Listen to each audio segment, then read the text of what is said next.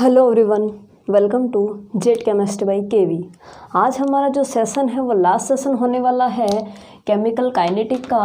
तो आप लोगों को इसमें देखना है फैक्टर अफेक्टिंग।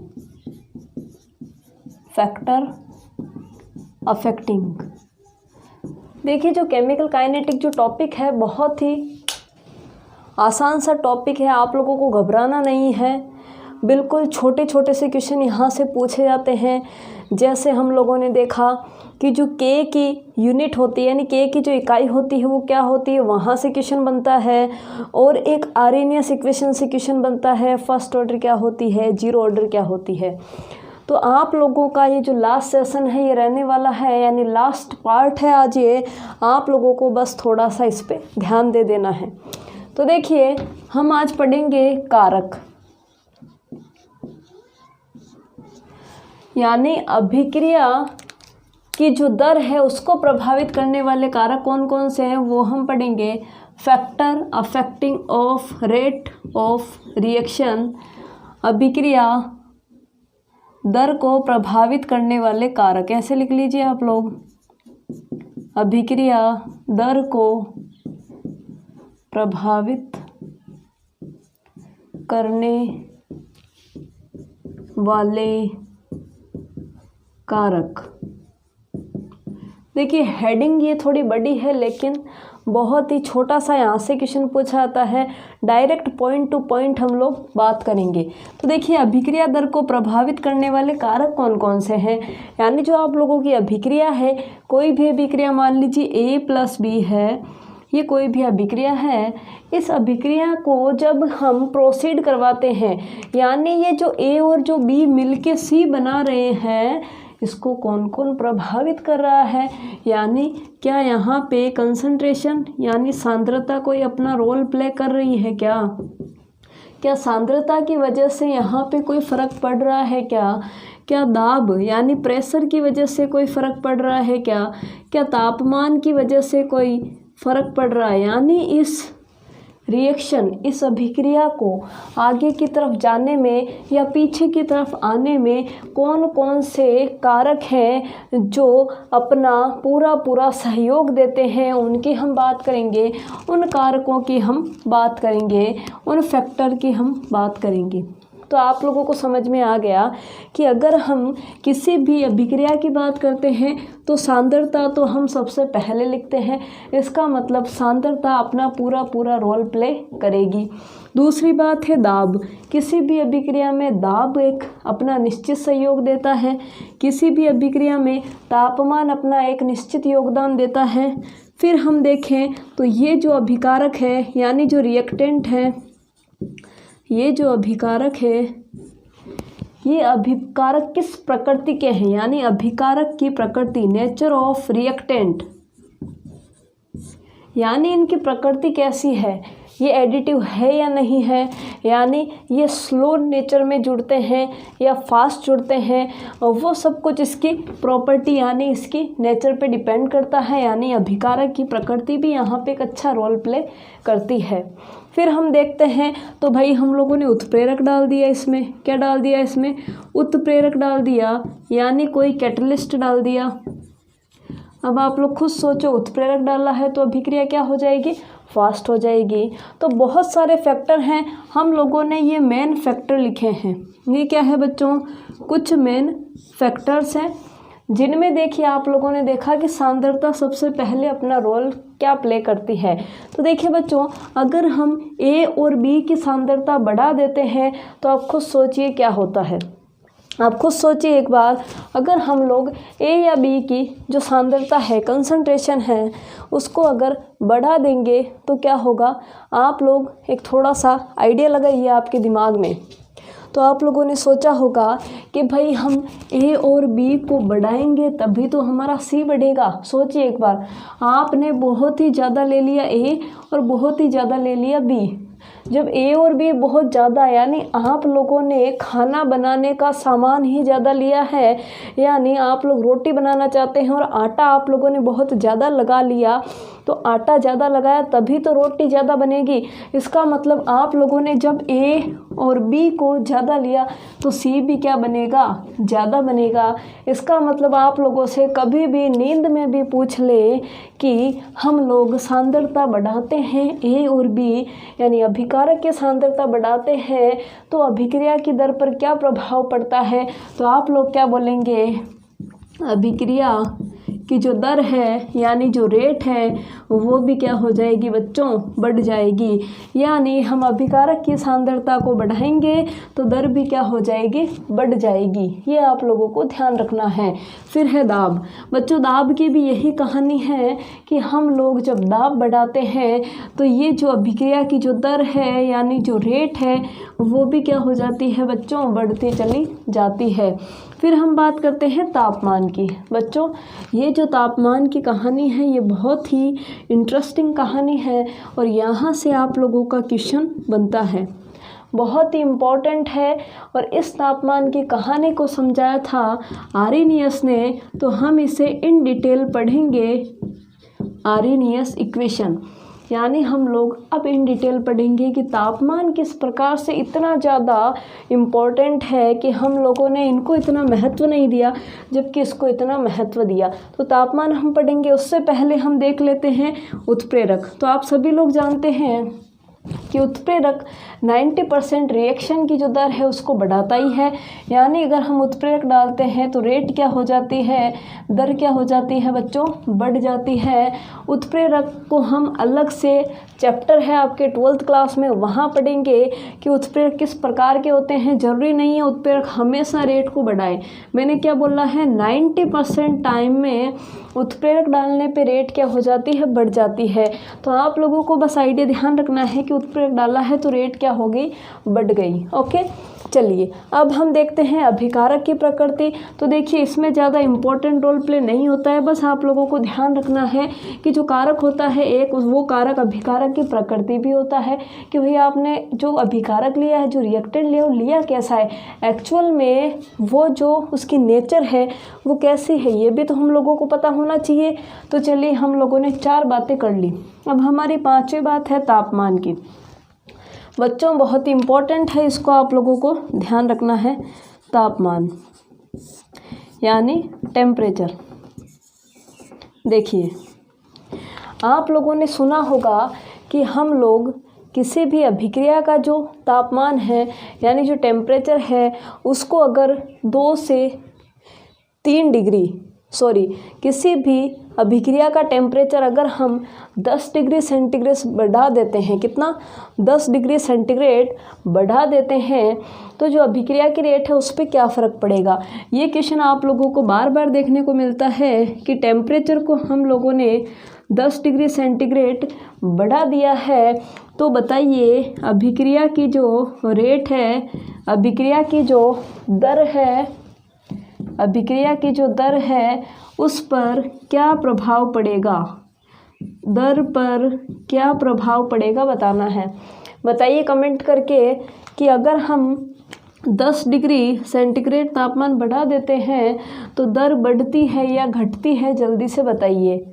तो ये क्वेश्चन लास्ट ईयर आप लोगों को देखने को मिला था, 2020 वाले पेपर में आप लोगों ने देखा था कि किस प्रकार से क्वेश्चन पूछा गया था। डायरेक्ट लैंग्वेज बेस्ड क्वेश्चन था, सीधा सीधा लाइन में लिखा हुआ था, किसी भी अभिक्रिया में तापमान 10 डिग्री सेंटीग्रेड बढ़ा दिया जाए तो क्या होगा। तो आप सब लोगों ने क्या टिक किया था, 10 डिग्री सेंटीग्रेड तापमान बढ़ा दिया जाए तो जो दर है वो क्या हो जाती है, 2 से 3 गुना हो जाती है, 2 से 3 गुना हो जाती है।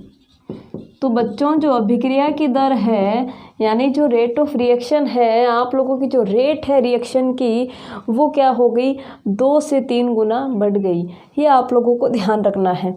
अब ये जो 2 से 3 गुना बढ़ी है वो किस प्रकार से बढ़ी है, कैसे हम लोग इसे समझेंगे, तो आप लोगों को देखिए ध्यान रखना है। ये इस प्रकार से हम लोग एक ग्राफ खींचते हैं। ये जो ग्राफ है बच्चों इस प्रकार से खींचा गया है कि आप लोगों को इधर तो एनर्जी देखने को मिलती है, इधर क्या देखने को मिलती है, आप लोगों को एनर्जी देखने को मिलती है, आप लोगों को इधर एनर्जी देखने को मिलेगी। हम ये ग्राफ इस प्रकार से बनाएंगे, इस प्रकार से, और इधर ये रेट होगी। ओके, अब देखिए आप लोगों ने देखा कि हम लोगों ने जब ये डायग्राम बनाया तो हम लोगों ने यहाँ पे लिखा अभिकारक, यहाँ पे क्या लिखा है अभिकारक, और इस तरफ क्या लिखा है हम लोगों ने उत्पाद। यानी यही रिएक्शन है, आप लोगों को ए लेना है बी लेना है। तो अभिकारक क्या है बच्चों आपके पास ए और बी है, उत्पाद क्या बना हुआ है सी, तो ये सी इधर बन रहा है। तो अब आप लोग सोच रहे होंगे कि जब ए से ए और बी मिलके जब इस प्रकार से सी बना रहे हैं तो हम लोगों ने ग्राफ ऊपर क्यों लिया है। हम ये ग्राफ ऐसे भी तो ले सकते थे डायरेक्ट, हमें ए और बी बनाना था तो ये आप लोगों का ए और बी, तो ये ग्राफ या तो यू बना दो, या आप लोग ऐसे भी बना सकते थे, ये आप लोगों का ए प्लस बी सीधा ही ले चलो सी बना दो। यानी आप लोगों के दिमाग में क्वेश्चन उठना ज़रूरी है कि हम लोगों ने इसी ग्राफ को राइट क्यों बोला है, इन दोनों ग्राफ्स को क्यों नहीं लिया है, तो समझना ज़रूरी है। देखिए बच्चों, अभिक्रिया कोई इस प्रकार से नहीं होती कि आप लोगों ने एक बीकर लिया उसमें ए पटक दिया बी पटक दिया और आप लोग उसका वेट कर रहे हैं कि ये हमें सी प्रोडक्ट देगी। ऐसा कभी भी नहीं होता है।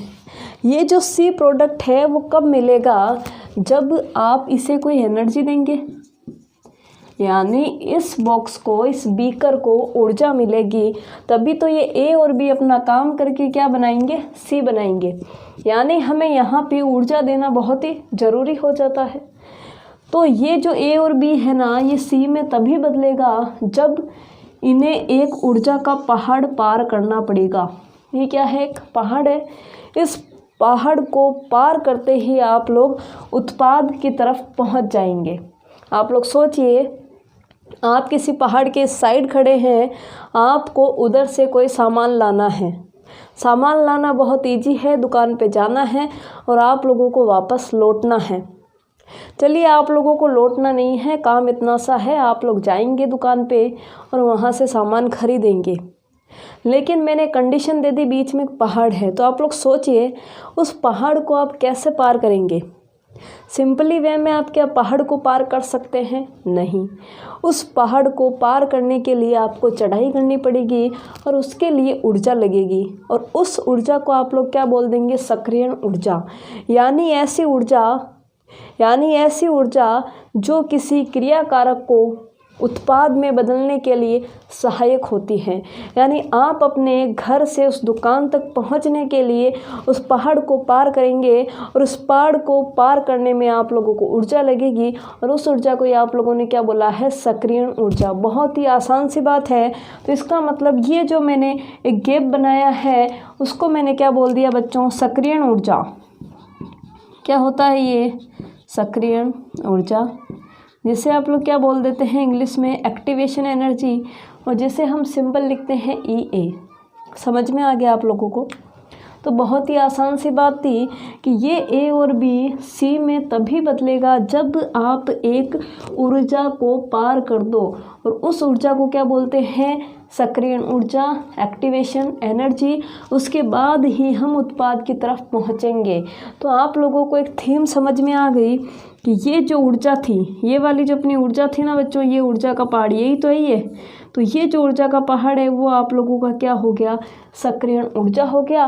और आप लोगों ने सक्रियण ऊर्जा को पार कर लिया तो आप लोग सीधा उत्पाद की तरफ चले गए। तो समझ में आ गया होगा आप लोगों को सक्रियण ऊर्जा का फंडा। अब देखिए, ये ग्राफ तो समझ में आ गया, लेकिन क्या हुआ, इस ग्राफ के ऊपर एक इक्वेशन दी गई। कुछ साइंटिस्ट बोले कि ग्राफ को हमें इक्वेशन में लेकर आना है। तो एक आर्रीनियस नाम के साइंटिस्ट थे, उन्होंने क्या करा, इस ग्राफ से क्या बनाई, इक्वेशन बनाई। तो आप लोग स्क्रीनशॉट ले लीजिए फटाफट से, हम इसे क्लियर कर देते हैं, आगे की तरफ बढ़ते हैं। चलिए, तो ले लिया होगा आप लोगों ने स्क्रीनशॉट। तो देखिए, ये जो ग्राफ है, इस ग्राफ से हम लोग अब क्या बनाते हैं, इक्वेशन बनाते हैं। बहुत आसान सी बातें हैं।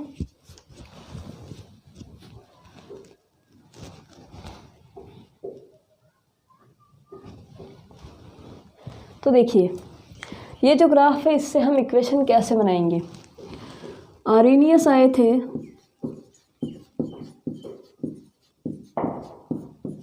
और उन्होंने अपनी इक्वेशन दी, दिखाई दे रहा होगा आप लोगों को।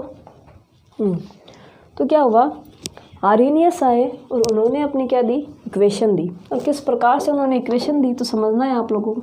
उन्होंने बोला कि जो के होता है, के क्या होता है हम पहले बात करके आ चुके हैं, ये दर नियतांक है, रेट कांस्टेंट है। उन्होंने बोला कि जो के होता है ना वो क्या होता है, बराबर होता है, या आप पहले ऐसा समझ लीजिए, के डायरेक्टली प्रोपोर्शनल होता है एक्सपोनेंशियल E/RT।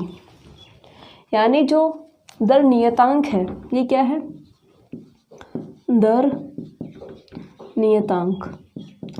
ये जो दर नियतांक है वो समानुपाती होता है, ये क्या है, मैथमेटिकल टर्म है जिसे हम एक्सपोनेंशियल बोलते हैं। ओके, घबराना नहीं है, समझ में आ जाएगा।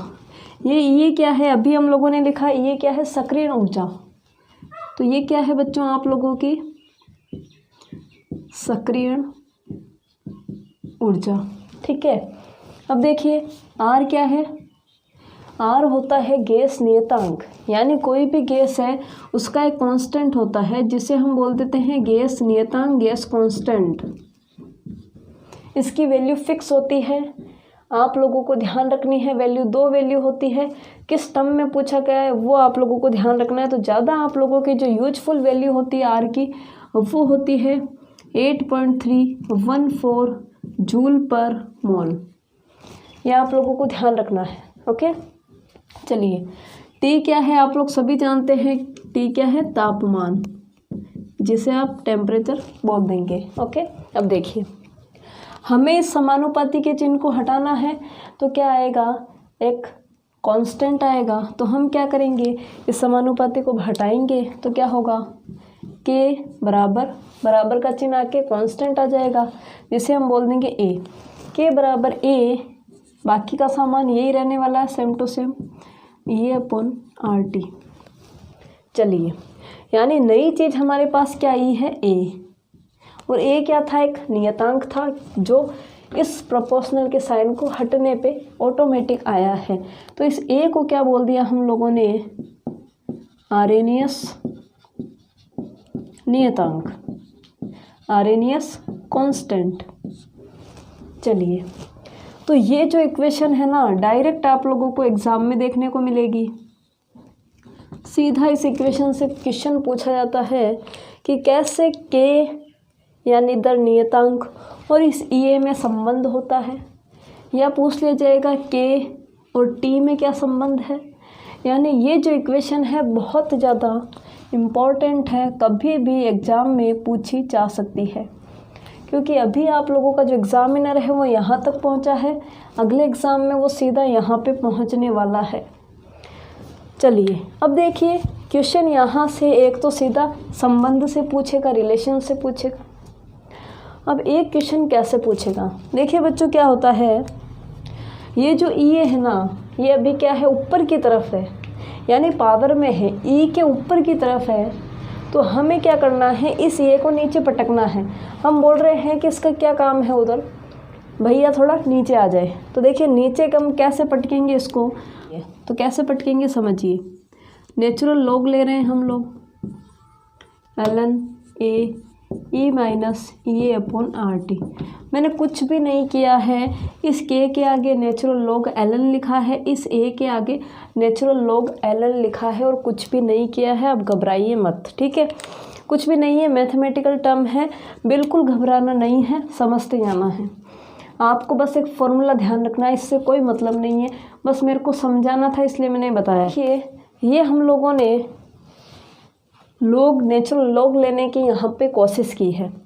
तो हम क्या करेंगे, इसके ऊपर पूरा का पूरा मैथ का प्रोसेस लगाएंगे, मैथ का प्रोसेस लगाएंगे, इस लॉग को सॉल्व करेंगे, इसको सॉल्व करेंगे, ये E/RT नीचे की तरफ आएगा। तो क्या होएगी, ये एक इक्वेशन बनेगी जिसे हम लोग क्या बोल देते हैं, आर्रेनियस इक्वेशन। ये जो इसका है इसका ही बड़ा रूप है, आर्रेनियस इक्वेशन का एक बड़ा रूप निकल कर आएगा। तो आप लोगों को तो वहाँ पे क्या करना है, ABCD इस प्रकार से बोले बढ़ने होंगे। आप लोगों को तो डायरेक्ट क्वेश्चन सॉल्व करना है। यहाँ पे कोई 12th बोर्ड का तो एग्ज़ाम चल नहीं रहा जो हम पूरा का पूरा प्रोसेस करें। तो एक फॉर्मूला ध्यान रखना है सीधा सीधा सा। तो फॉर्मूला है log 10 K2 upon K1 equal to EA upon 2.303 R 1 upon T1 minus 1 अपॉन T2। अब देखिए क्या हो रहा है यहाँ पे। हम लोगों ने क्या कर लिया, पूरा का पूरा इस पे प्रोसेस अप्लाई कर लिया। यहाँ से क्वेश्चन पूछा जा सकता है डायरेक्ट, सीधी सी इक्वेशन पूछी जाएगी, इसलिए इसको इम्पोर्टेंट कर लेना। देखिए हुआ क्या था, हम लोगों ने ये इक्वेशन बनाई थी इस प्रकार से। देखिए इस इक्वेशन में हम लोगों ने क्या करा, एक के लिया था और एक टी लिया था। अब जो एग्जामिनर है ना वो क्या करता है, आप लोगों को बोलेगा एक K1 दिया हुआ है, एक K2 दिया हुआ है, एक T1 दिया हुआ है, एक T2 दिया हुआ है। वो इस प्रकार से लैंग्वेज में क्वेश्चन बोलेगा और बोलेगा कि जो T2 है वो ज़्यादा है T1 से। तो आप लोगों को ऑटोमेटिक पता लग जाएगा कि K2 भी क्या होगा, ज़्यादा होगा K1 से। क्यों होगा, क्योंकि देखिए बच्चों, जब आप T1 से T2 की तरफ जाएंगे तो तापमान को बढ़ा रहे हैं। यहाँ पे आप लोग क्या कर रहे हैं, तापमान को बढ़ा रहे हैं। जब तापमान बढ़ेगा, टेम्परेचर बढ़ेगा, तो रेट ऑफ रिएक्शन हम लोगों ने क्या बोली, 2 से 3 गुना होगी। जब रेट ऑफ रिएक्शन यानी R बढ़ेगा, रेट बढ़ेगी, तो K2 तो बढ़ेगा ही ना। तो एक तो आप लोगों को ये चीज़ ध्यान रखनी है। तो उन्होंने क्या करा, एग्जामिनर ने ये दोनों कंडीशन हम लोगों को दे दी। अब इन दोनों कंडीशन को अप्लाई करना था इस फॉर्मूले पे। तो हम लोगों ने क्या करा, K1 K2 यहाँ रखा, T1 T2 इस प्रकार से यहाँ रखा। दो इक्वेशन बनाई, एक बार K1 T1 से बनाई, एक बार K2 T2 से बनाई। क्या करा था, एक बार K1 T1 K2 T2 दो इक्वेशन बनाई। उन दो इक्वेशन को मिला के हम लोगों ने ये फॉर्मूला बनाया है। अगर आप चाहें पूरा का पूरा डेरिवेशन तो वो भी आप लोगों को मिल जाएगा, लेकिन डेरिवेशन का यहाँ पे कोई मतलब नहीं है, इसलिए मैंने यहाँ पे आप लोगों को डेरिवेशन नहीं दिखाया है। तो ये जो इक्वेशन है ना बहुत ही ज़्यादा इम्पोर्टेंट है, कुछ भी नहीं करना है, फॉर्मूला ध्यान रखना है। log बेस 10, इसे क्या बोलते हैं, log बेस 10, बेस में क्या है 10, तो आप डायरेक्ट भी बोल दो log K2 अपॉन K1 बराबर EA upon 2.303 R 1 upon T1 minus 1 अपॉन T2। K क्या है, दर नियतांक, जो सेकंड वाला दर नियतांक है ये। K1 क्या है, फर्स्ट वाला दर नियतांक। EA क्या है, सक्रिय ऊर्जा 2.303 एक नंबर है। R क्या है, गैस कांस्टेंट, जिसकी वैल्यू हम लोगों ने यहाँ लिख रखी है। T1 क्या है, पहला तापमान, और T2 क्या है, दूसरा तापमान। तो ये होती है आर्हेनियस इक्वेशन का रिलेशन K और T में। क्या पढ़ रहे हैं हम, K और T में रिलेशन। तो ये हो जाता है हमारा पूरा का पूरा आर्हेनियस इक्वेशन, और इसी के साथ हमारा केमिकल काइनेटिक टॉपिक पूरा का पूरा कंप्लीट हो जाता है। और आप लोग अब क्वेश्चन निकालना शुरू कीजिए, समझ में आएगा आप लोगों को कि डायरेक्ट क्वेश्चन कैसे आता है। देखिए डायरेक्ट क्वेश्चन कैसे आएगा, वो ये इक्वेशन लिख के देगा और T2 को इधर लिख देगा, T1 को उधर लिख देगा, यानी कन्फ्यूज करेगा। इस 2.303 को खा जाएगा, नहीं खाएगा तो यहाँ पे ये क्या करेगा, इस R को ऊपर लिख देगा, EA को नीचे लिख देगा, यानी इस इक्वेशन से पूरा का पूरा आप लोगों का इक्वेशन बनेगा।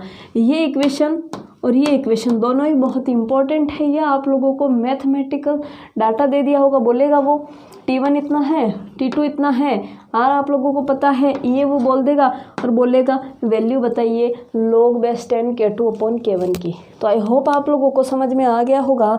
तो इसे अच्छे से समझिएगा और क्वेश्चन सॉल्व करिएगा। नेक्स्ट वीडियो में हम नेक्स्ट लेसन स्टार्ट करेंगे। Thank you for watching.